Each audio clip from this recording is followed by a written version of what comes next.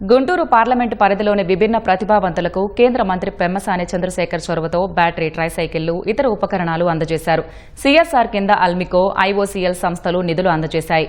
మొత్తం 1000 మందికి పైగా దీనివల్ల లబ్ది పొందినట్లు పెమ్మసాని చంద్రశేఖర్ చెప్పారు. విభిన్న ప్రతిభావంతులు వచ్చిన అవకాశాన్ని ఉపయోగించుకుని జీవితంలో ఎదగడంపై దృష్టి సారించాలని సూచించారు.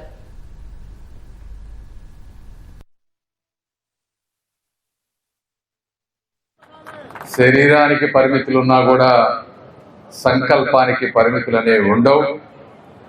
మీలోని ప్రతిభను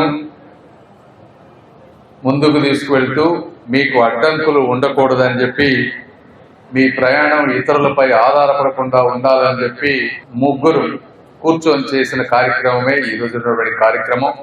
ఇప్పుడు వచ్చిన అవకాశాన్ని మలుచుకొని మీ కాళ్ళ మీద కూడా నిలబడితే మీరు 10 మందికి స్ఫూర్తిగా ఉంటారు.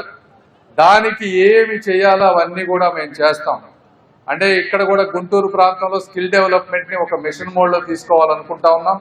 మీకెవరన్నా ఉద్యోగాలు లేని వాళ్ళు మా సోషల్ మీడియా ఫాలో అవ్వండి.